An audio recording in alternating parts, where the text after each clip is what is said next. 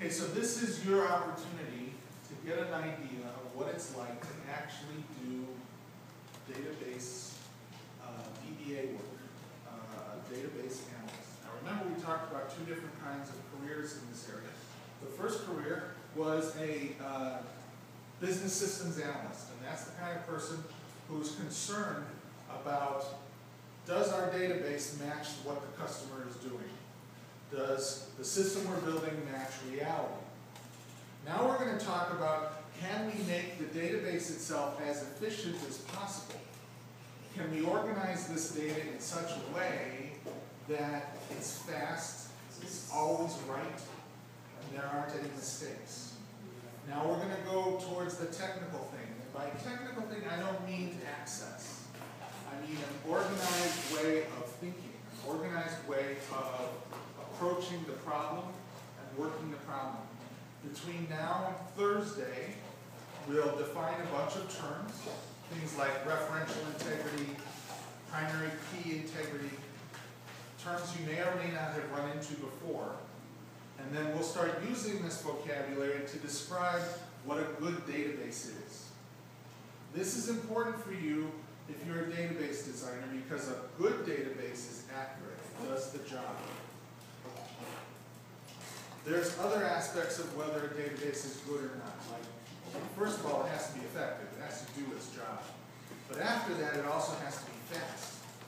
Nobody waits around for data, especially if it's a transactional database. And we'll talk about what a transactional database is. If you've ever been in the checkout line at Fred Meyer when their database slows down, you've seen many people just walk away from their shopping carts because they don't have time for your database system to fail. So it means money. Transaction time means money. Where we're going to get to by Thursday is we're going to hit the high water mark is going to be, we're going to be talking about normalization, which is a process of making your tables as efficient and as effective as possible. If you're a database analyst, this is an activity you do all the time. Then we won't cover it in this class, but then there's a second wave of activity where you denormalize it. And you turn your database into something that has got a lot of redundancy in it and may have too many moving parts, but it gets even faster. We'll talk about that a little bit, but not a heck of a lot. So let's do some review. This is a presentation that all of the 121 classes get, or at least most of them that I've been told. So we're going to go through all of this stuff. And as I hit the vocabulary stuff, I'm sure you've seen this before. If we haven't talked about it here, talk about it other places. Talk about data. Talk about it being transformed into information. We don't need to worry about that. We don't need to worry about that. Yep. Now your materials talk about these other kinds of, by the way, this presentation is in your materials for this week. You have two presentations here. They talk about different types of database management systems, We only worry about relational databases in this class. What you'll find these days is that for dealing with object-oriented languages, if you're writing a database that works with something like Java or Ruby or those object-oriented languages, there's usually an object relationship mapper. Something that takes, because objects essentially are the same things as entities at some level. And there's a way for you to match, when I want this object, when I create an object from this class, I'm going to pull the data for that object out of my database. There's whole sets of stuff that make that easy for you. So in most cases, like in Java or like in Ruby on Rails, you don't have to worry about it when you're starting. Later on, if you want to get efficient, if you want to get the real nuts and bolts of the thing, everybody ends up down in the database sooner or later. In this class, we only worry about relational databases. That's how does this object, how does this entity relate to this other entity? How does this table relate to that table?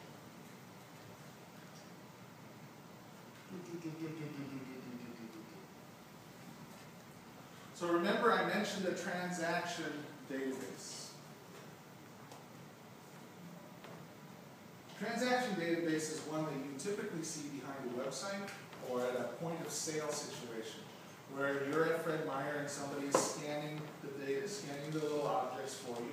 There's a database that every time that object is scanned, it's going to the database and it's updating the record for that, what's the barcode called? UPC. A UPC. What does UPC stand for? Universal Product Code? Something like that? Yeah, so if you're in the retail business, you'll say, well, how big is this store? And they'll say either it's 7,000 square feet or it's 20,000 square feet, or they'll say we have 10,000 UPCs in this store. And as a database guy, that's the thing you're concerned about, is how much stuff am I tracking?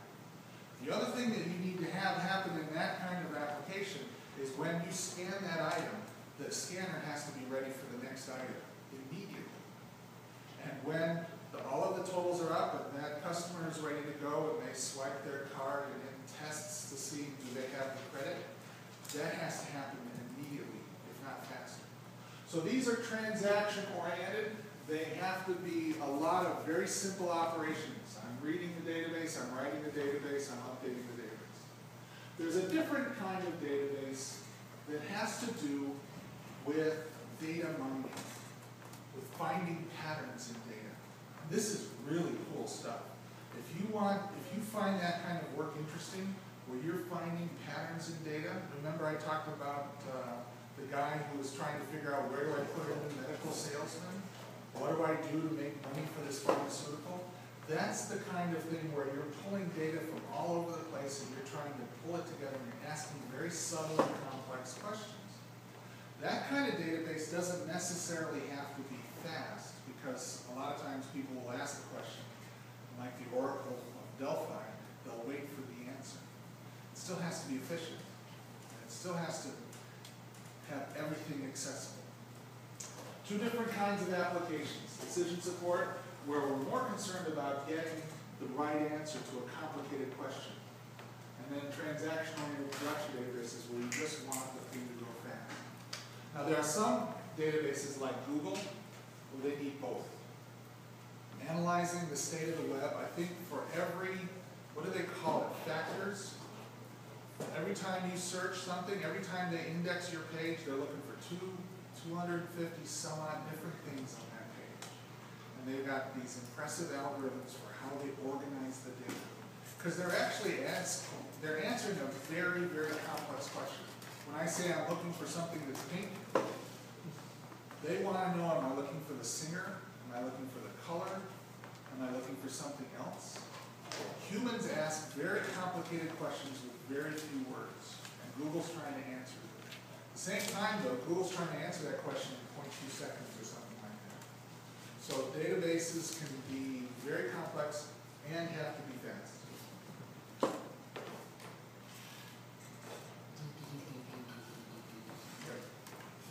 Yep, we know that. Okay. Review. Entities are things. Entities are things. Entities are not only physical things, but temporal things, time things, but sometimes there's something you make up just to make your business or your system work. Like, I don't know, in an engine, your compression is probably being tracked. If you've ever looked at those NASCAR systems where they're collecting all sorts of data on the fly, and then they're graphing it for the people, and they've got the pit chief who's looking at the performance of the car. There's all sorts of things about that car that they want to track that don't physically exist. They're performance parameters. And you can compare one car against another by comparing these entities.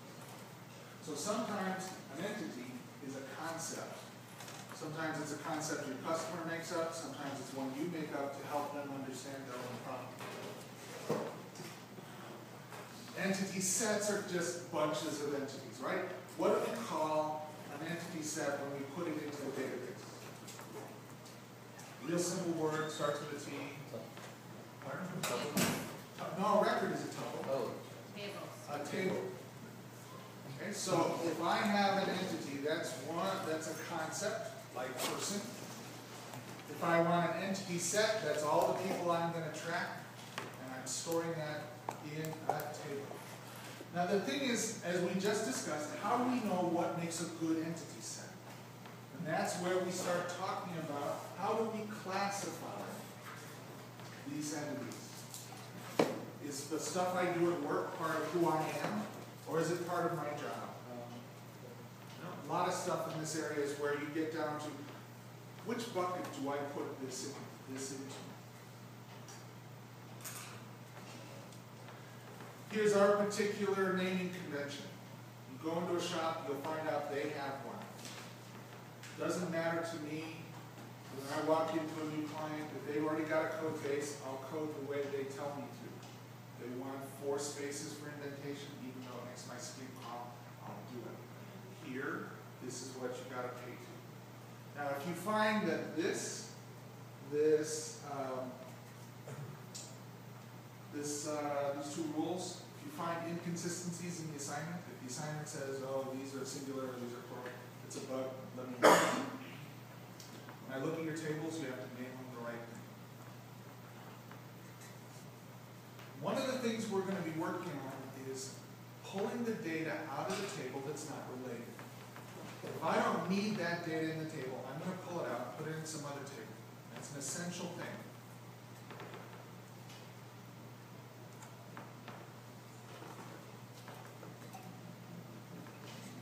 And as time goes on, someone will come along and say, oh, we got this system, it's got a bunch of tables in it. We need to track this new thing. We need to track this new thing. I didn't know that we needed to track credit card numbers, but we will. A lot of times they'll just shove that into a table along with other data that seems related to it. So if you come up on a database system that's been around for a while, you'll find tables that are not normalized. They're not well shaped. When you do this, when you tend the garden of this database, when you go in and refactor things, you say, oh geez, who put this here? This really belongs somewhere else. In an ideal world, you would only put the attributes that are related into one table. Remember, the attributes are the columns. What we're going to talk about today and on Thursday is how you get to that ideal state.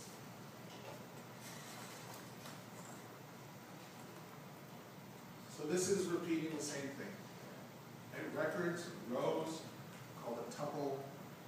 When you look into database literature, you go around on the web reading papers around databases, and they spend a lot of time on tuples.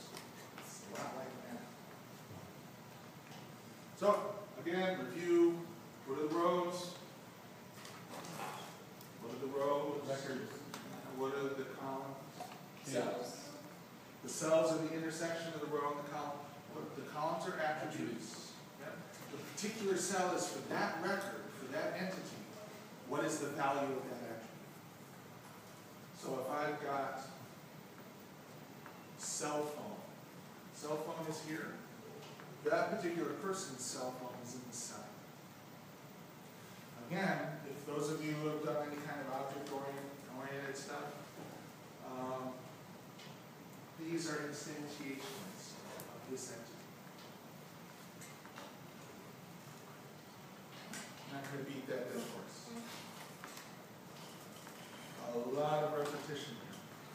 Let's stop a second and consider the zero.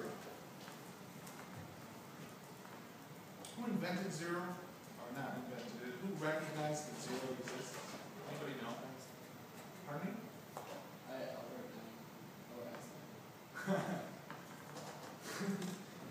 Does either the Arabs or the Chinese, maybe those crazy Phoenicians? No, I'm sure the Phoenicians didn't have it. It's important for us to know whether there's data in that table. Remember when we looked at that spreadsheet? Some people didn't have addresses. Well, that's just crazy. Everybody has a location. And when they're gone, their body has a location. Eventually it turns very dispersed.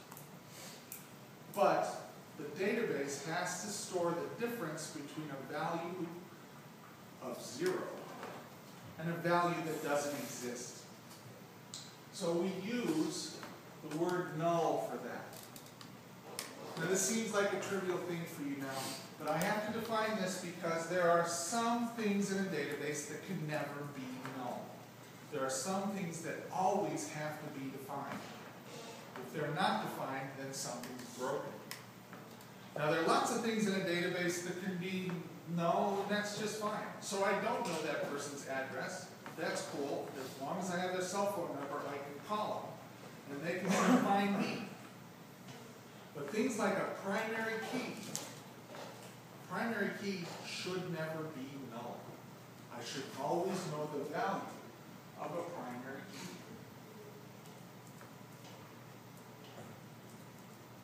Just as an aside, managing nulls in the real world is a big deal. Okay, so you're in a database engine, you're growing these huge tables. You're putting in all sorts of data, and then you're pulling it out. Database engines tend to leave the row there. You know, the storage that I use to put that in the database on disk. Okay, I delete that thing, or I mark it as saying this is no longer relevant. As far as I'm concerned, I never want to see that thing again. The database still remembers it. And so you have data tables that are full of nulls. And because null has to be stored just like anything else, the database continues to grow because it leaves the space for everything that ever happened to it. Eventually, even though the data that you see as a customer doesn't seem to get much bigger, the database grows and grows and grows. So one of the things you do as a DBA is you do maintenance on databases, things like backing them up, making sure they're safe. Another thing you do to databases is you compact them. You run a piece of software that goes through that database and finds all of the records that are now null and don't really matter anymore, and it reclaims the space for them. I learned this the hard way when I was working for Tektronix, back when disks were expensive. And the biggest disk on the planet was 4 gigabytes. Oh, those were heady times. Oh, yes. And the database, we were tracking software. The database filled up. And the software, the system we used for producing software, stopped. This, if you remember my other story, I also got involved when the previous system stopped. I must have gotten a reputation for being the guy that stopped Tektronix. In any case, the reason the database had gotten too big and filled its disk, we weren't scrubbing the database the way we should have. The reason we weren't is because typically if you're going to run this kind of maintenance, you've got to take the system offline. Back then, at least, you got to take the system offline. You had to take the database away from the customer, take it out of their hands, and then run maintenance on it. These days, databases are smarter than that, and you run maintenance pretty much all the time. So you never take the database out of the hands of the customer. In my case, I had to take the whole company offline and fix the scrubbing system. So what was amazing to me was that so little data could take up so much space. So let's keep moving here. Again, some naming conventions. In this naming convention, we want to capitalize the attribute names. This is kind of old. I think this was written in the late 2000s. You'll see attributes names in this presentation that are very short, like these. These days, I wouldn't use anything this short. These days, like I said, disks are cheap, and storage is effectively cheap. What's not cheap is people understanding things. So if I come in and I have to figure out what Stu Gilda means, and it takes me a half an hour of figuring that out, I've wasted a lot of money. What's more is that this kind of stuff leads to coding errors. So in modern code, you'll see people actually devote the characters to spelling things out, especially in systems like Java or on the Apple system. If you look at the Objective-C, they have huge names for things. And having said that, you will find a lot of stuff out there that has this in it. So you've got to be familiar with both ways of doing things. If you go into an old system and they've got names like this, that's what you got to deal with. We've got a naming convention so that when you make these long phrases smaller, there's a way for you to do it. First few characters are the entity, the substantive characters are the attribute. So, entity, attribute, entity, attribute, entity.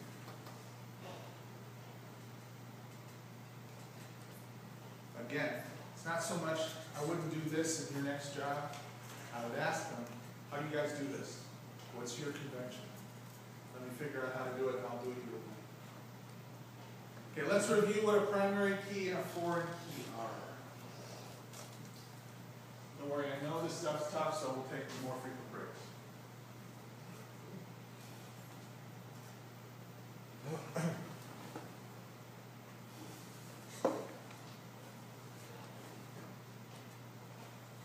So an example of a primary key is like your G number, your social security number. But also I can figure out who you are. Let's see. There's 2 Davids in here, so I need to have at least 2 items to uniquely identify you. I need your first name and your last name. So if I were to somehow make a primary key out of your attributes rather than assigning you your own, like say G numbers didn't exist and I had to figure out how do I uniquely identify each one of you, I would need your first name and your last name. That would work for this class. It certainly wouldn't work for a PCC, because there are plenty of people with the same first name and the same last name. But I bet if you added a 3rd attribute in there, you could get a larger number of people and still keep them all unique. It gets to the point where it's just unwieldy. So these days we assign primary keys to people. In your case it's the G number, in my case it's the G number. I don't care what your name is anymore. I've stamped your forehead with a unique number, and from now on, I am guaranteed that you are that person, and you are an only primary person. But if I'm using that old way of thinking about it, and in the general sense, now I'm an engineer, so I tend to think in practical terms, how do I implement this? But in a general sense, when you're thinking about data, when you're thinking about what makes a particular entity unique, you can identify those attributes that when you combine them, uniquely identify each person. This is really important information for like marketers. Because if I'm selling something that you love, I really want to know who you are. I want to be able to pick you out of a crowd by watching you surf the web. Because I'm developing a model of what you tend to spend your money on. And just before you buy your next thing, I want to put an ad in front of your face. So there's a lot of work going on around identifying each one of us individually from a collection of our attributes. In that case, it's called a composite primary key. Some of the work we're going to do today and on Thursday is how do you deal with composite primary keys. So yes, I keep saying I'm going to just assign a primary key and forget about it. Well, that's the engineer in me talking.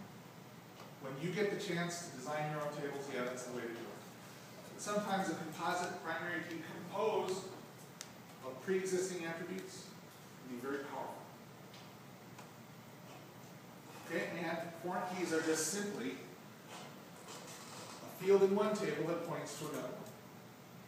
So if I'm a member of a family, and I'm storing my address in the family table, how do I find out what my address is? Well, I just follow the foreign key over to that family table and I pull the address out. Seems like a little extra work, but it saves me time to have the tables organized that way. And it's not that hard to follow that foreign key over and find it out. In fact, that's what relational databases are designed to do. They follow those relationships really quickly. So, primary keys, uniquely identifying a record in a table, foreign keys connect tables.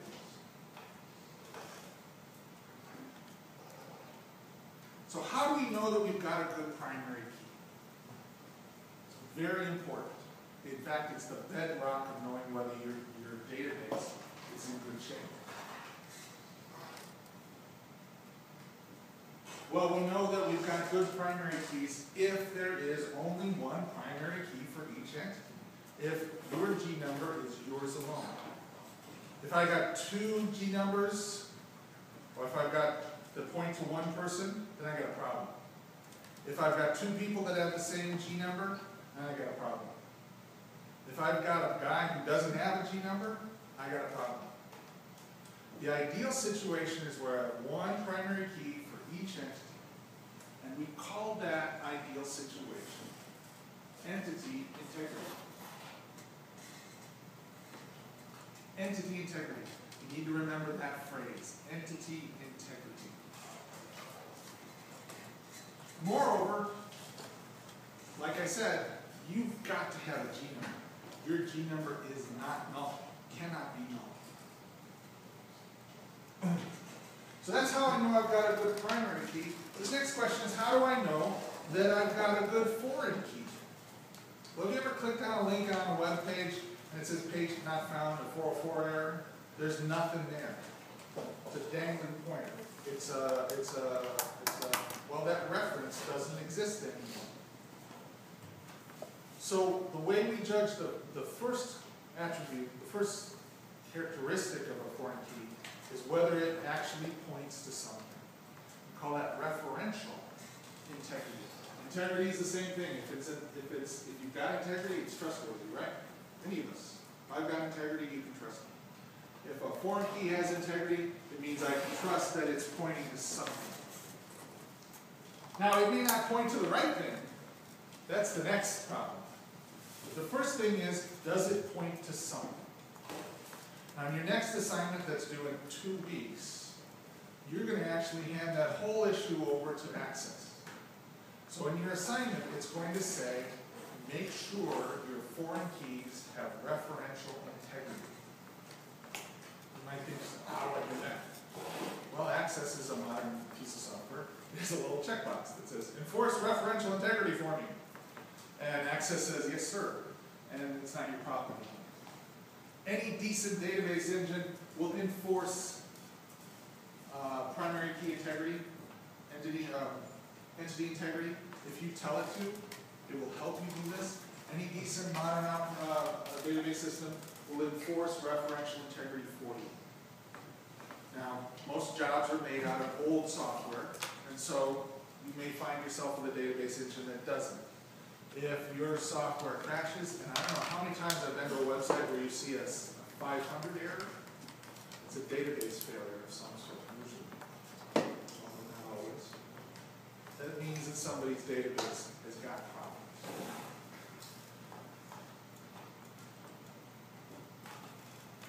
So let's take a short break, and then we'll come back and we'll start taking a look at some example tables. And we're going to work our way through a couple of examples and look at what these concepts actually look like in reality.